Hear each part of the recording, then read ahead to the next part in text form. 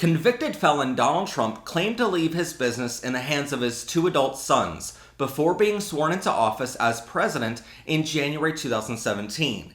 But the truth was, Trump has profited millions of dollars in shady and sometimes outright illegal trading with the US government and foreign agencies.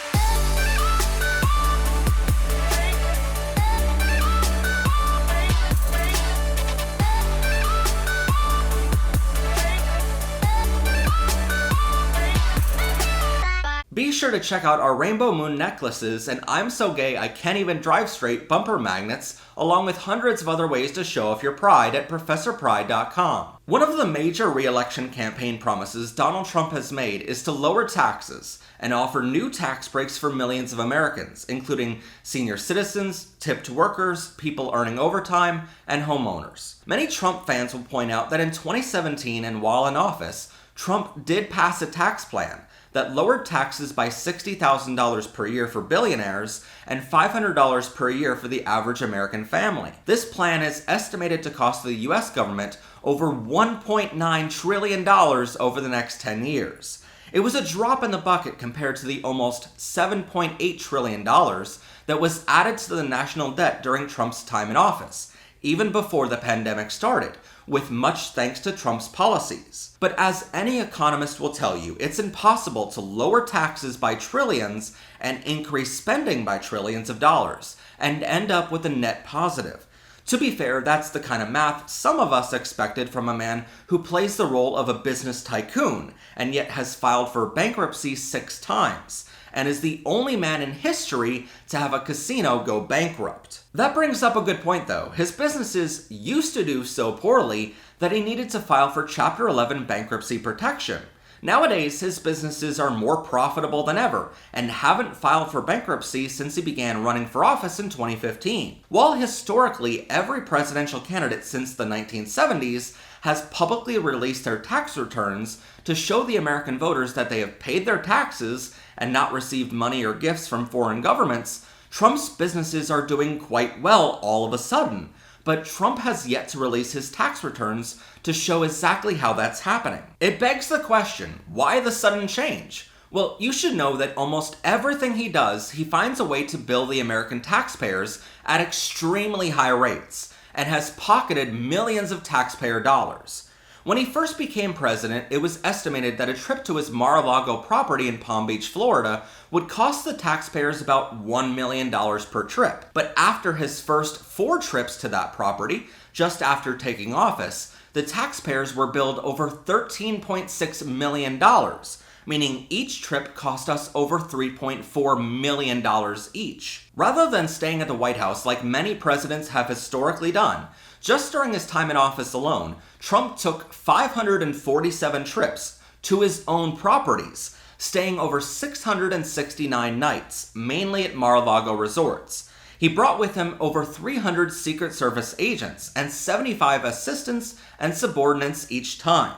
All of these people had to have a place to sleep, and Trump was more than happy to offer his hotel to them. The Secret Service is only allowed to pay up to $201 per room per night, but Trump made them pay his company up to $1,185 per room per night, nearly 6 times the government rate. This means even if agents doubled up in a room, Trump was pocketing $222,780 each and every night he stayed at his own properties, and he stayed 669 nights at his own properties in just 4 years. Even at the lowest estimate, this means he pocketed nearly $150 million from the rooms alone. You should also know Mar-a-Lago is centered on the Palm Beach Island, which means the Coast Guard needs to police the waters on both sides of the island day and night, and air travel en route to Miami needs to be diverted around it whenever he stays there. You might have seen Trump playing golf during one of his 261 rounds while in office, or one every 5.6 days during his time as president. To protect him, the Secret Service was forced to rent and upgrade 84 golf carts from the Trump companies.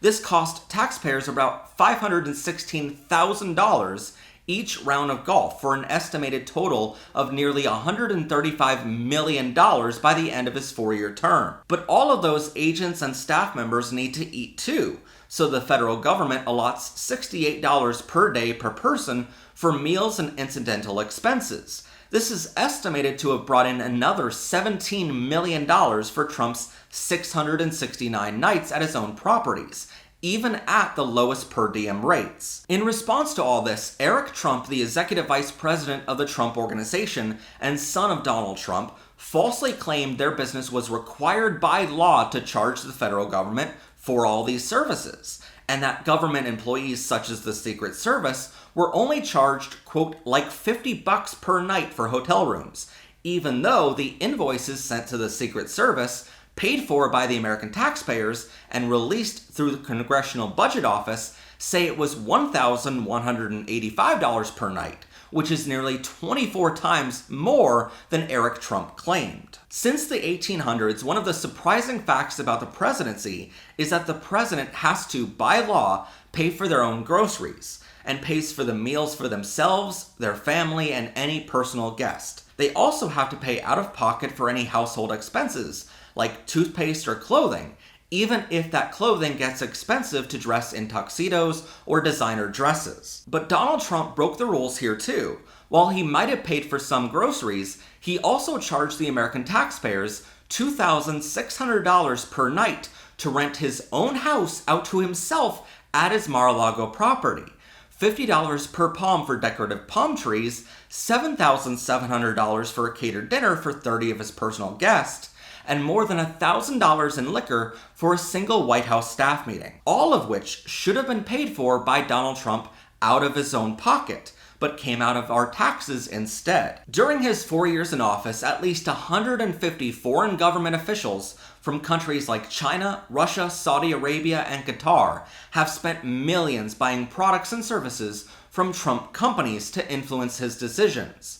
One diplomat said, quote, "Why wouldn't I stay at Trump's hotel blocks from the White House so I can tell the new president, I love your new hotel? Isn't it rude to come to his city and say, I'm staying at your competitor?" Number one, Washington, D.C. is the capital of the U.S., not Trump's city. Second, it's illegal to do this. Title 32 of the U.S. Constitution says, quote, that no person ought to hold at the same time, nor shall one office of profit to receive any present from any foreign prince or state. But in the first 2 years of his presidency alone, Trump lined his pockets with over $7.8 million from foreign governments.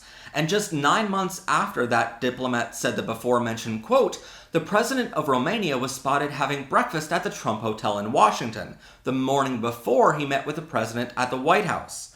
Many people feel this is illegal because it's obviously a secret meeting, but at best, this is highly unethical, a word Trump doesn't even know how to spell, let alone knows the definition too. Just during his 4 years in office, there were more than 3,500 conflicts of interest. That's more than 2 conflicts per day, where foreign government officials would stay at Trump hotels in Washington, New York, or Florida for extremely high rates, sometimes even hundreds of thousands of dollars per night, just to line his pockets with cash so they can influence his decisions. That's not to mention his campaign stops have added to the staggering cost to the American taxpayers.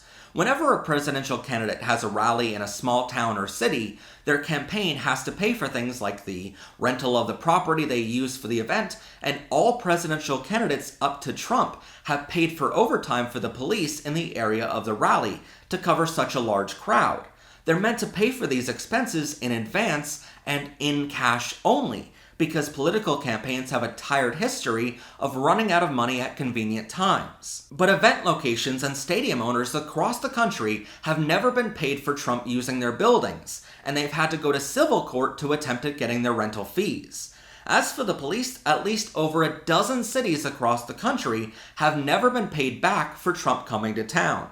But the police officers get their paychecks on time, So that means the money has to come out of the local taxes to make the town budget balanced again. And really, making the town budget balanced again is what should be written on all those little red hats they wear around. This has resulted in local town governments having to recoup the nearly $1.3 million from their local taxes for money they paid to police officers, and neither Trump or his campaign ever paid them back. So if you live in any of these cities, your taxes likely went up significantly over the past 8 years because Trump never paid his bill to your city, and yet Trump continues to say he supports law enforcement and backs the blue. Over the years, Trump held hundreds of rallies across the country though, so this might seem like such a minuscule number that he still owes. Firstly, you should know that a majority of these past due bills are from his 2016 campaign, not 2024. Secondly, you might notice Kamala Harris and Trump choose much different cities to rally in.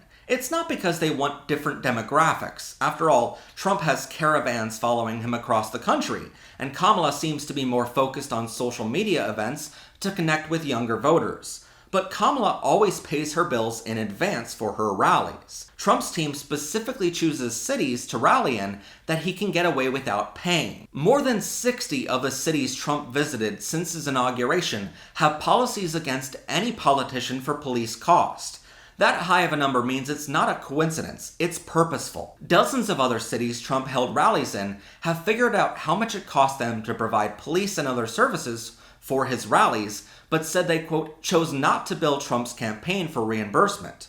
This means they have laws telling them to bill campaigns, but chose not to bill him because he's Trump. So how much does this cost taxpayers? Well, a rally in Linden, Washington cost taxpayers over $155,000. And in Phoenix, Arizona, his rally cost the local municipality $450,000. We're not talking small numbers here.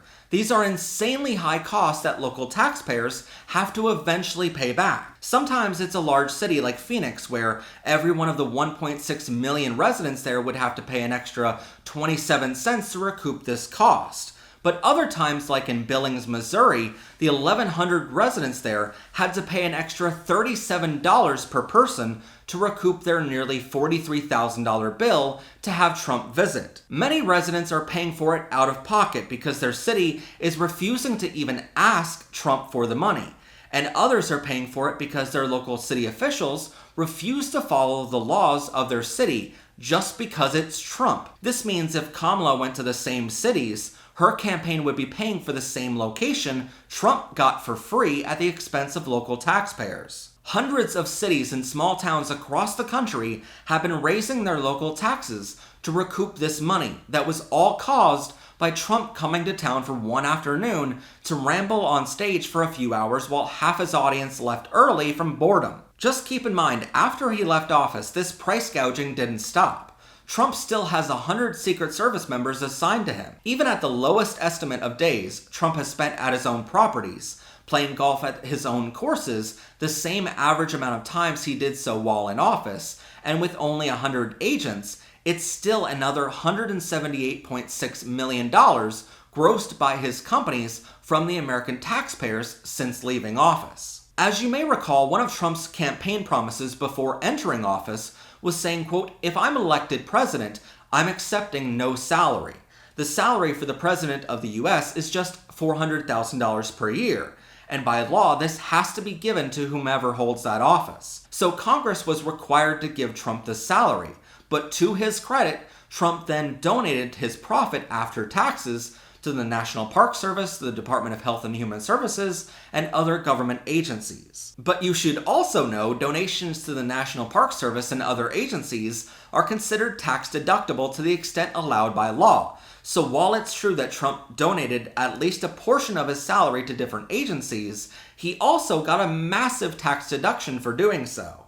We had our accounting firm run the numbers, and it's likely Trump got at least $148,320 of tax deduction for making these donations. And you should also know, since the day he left office, Trump gets a yearly salary of $226,300 for the rest of his life, no matter if he becomes president again or hopefully not. He has made no announcement of any plan to donate any of this salary to any agency or nonprofit, even though he said he's accepting no salary.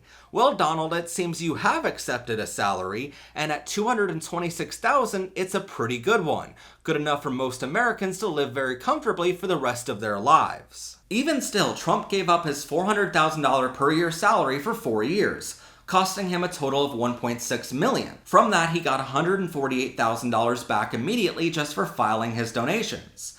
But if you add up all the money Secret Service paid to Trump's companies to help protect him, all the money we know about from foreign governments spent to influence him, and all the other known expenses Trump billed the taxpayers for, you'll come to around the same number we did in our deep dive investigation into his finances, and realize Trump profited over $496,945,000. And I don't know about you, but I would certainly donate $1.6 million to get almost $500 million back. According to Trump's campaign website, on average, Trump has been hosting 5 rallies a week across the country since he left office. We looked at cities and small towns alike that Trump has campaigned in, and found on average these rallies cost local governments $125,896 per event. Most of them never ask Trump for reimbursement. Those that are required by law to send him an invoice either choose not to because their city council is run by MAGA supporters who think Trump is above the law, or try billing Trump's campaign and never see a penny. We know for a fact this cost American small towns at least $1.8 million in unreimbursed expenses during his 2016 campaign. But since he began campaigning for this year's election in 2024, on average, it likely cost American small towns over $120.8 million. But he's only spent $172.2 million so far this election cycle, and much of that money has gone to mailers, social media ads, TV commercials, and other marketing. So it's incredibly likely that a majority, if not all, of that $120.8 million has never been reimbursed to local towns. But someone will have to pay those bills, and that someone is the average American taxpayer. It's important to note we're not counting any money donated to his campaign, because that was money voluntarily donated to him by American citizens, companies, and foreign governments. I will say, out of the money his audience has donated to his campaign, it appears Trump found a way to launder that money into his own family's bank account too, through his family members getting paid speaking fees to campaign for him. While allegations are looming of 78-year-old Donald having an affair with 31-year-old far-right conspiracy theorist Laura Loomer, at least for the moment, his current wife is Melania Trump. Just a few days ago, it was revealed that she gave a short speech at her husband's campaign event held at her husband's property, Mar-a-Lago, and she was paid $237,500 for giving the speech. That money goes right into the family's bank accounts, so it appears, at least from the outside perspective, they've perfected how to launder money from their campaign into their own pockets. Now legally, I'm not allowed to say if this $496.9 million went into Trump's companies and helped save those companies from bankruptcy. He doesn't release his tax returns, so I guess we'll never know. I'm not even going to include the millions of dollars American citizens have donated to him, his legal fees, or spent purchasing his Bibles, shoes, or whatever else he's grifting this week. In fact, just as we're editing this, Trump announced he's selling $100,000 watches with 10 grams of 18-karat gold and very small diamonds, meaning they cost roughly about $1,000 each to make. So I guess charging over 100 times that is a reasonable price to charge, and I cannot wait to see a Trump supporter sell their John Deere tractor before the 200% tariff goes into place that Donnie proposed, just to say they wear the same watch as little old Donnie. Or maybe the true market for these watches is actually his good old pal in Moscow. Who knows? I'm also not legally allowed to say if the $120.8 million that's been spent by local small-town governments since 2021 has directly resulted in their local taxes increasing. Maybe the towns had other expenses that caused their cities to rethink their tax rates the following year. It's not for me to decide if that money was spent wisely, or to say that if Trump coming to town was worth our cities spending $125,000 each time to have him visit and instruct his crowd to try to overthrow the government again in 2025. But no matter your estimations, even if they're more conservative than our educated and well-researched estimate, it's a lot of money going to one man, who keeps telling us that he cares about small towns and lowering your taxes. It's a lot of money for a man who claims to already be a billionaire. So why does he need so much money all the time? Perhaps it's because he's not as good of a business tycoon as he portrays himself as. And maybe it's time that instead of him being so proud of firing everyone around him, instead we fire him once and for all on November 5th with our votes. Please register to vote and make a plan to take all your friends with you to vote on November 5th, 2024. You can find all the info you need to register and find your local polling place at the unbiased link below. Was that as fun for you as it was for me? It was a nightmare. If you'd like to support our show, check out ProfessorPride.com for hundreds of ways to show off your pride. Check them out now along with our LGBTQ books, magnets, pins, umbrellas, digital downloads, and more at ProfessorPride.com. Special thanks to our members and subscribers this month who proudly support our work providing LGBTQ education and resources. Please subscribe to our channel or click on this video to continue enjoying Powered by Rainbows.